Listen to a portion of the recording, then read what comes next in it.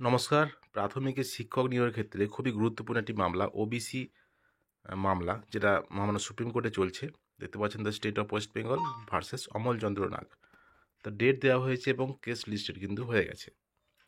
দেখতে পাচ্ছেন ডায়েরি নম্বর 27/7/2024 এবং কেস নম্বর, এবং কবে ডেট আছে, নতুন ডেট দেওয়া হয়েছে 18/2/2025-এ।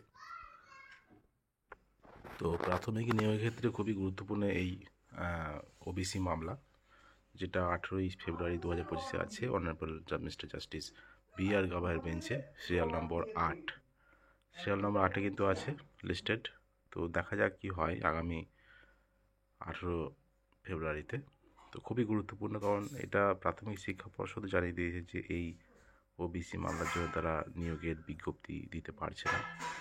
তো এই মামলাটা মিটে গেলে কিন্তু যথাসময়ে বিজ্ঞপ্তি বেরোবে, সেটাও কিন্তু বলে দেওয়া হয়েছে। কেননা পশ্চিমবঙ্গের যে শিক্ষা দপ্তর থেকে এই বিজ্ঞপ্তি সহ যে ভ্যাকেন্সি স্টেটমেন্ট, সেটা কিন্তু দিতে পারছে না এই ওবিসি মামলার জন্য। যেহেতু রাজ্য সরকার বলে দিয়েছে যে রাজ্য সরকারের মতামত যে তারা মহামান্য হাইকোর্টের রায়কে তারা মানবেন না, তারা চ্যালেঞ্জ করবেন সুপ্রিম কোর্টে। তো সেই অনুযায়ী কিন্তু এই সুপ্রিম কোর্টে এই কেসটা চলছে।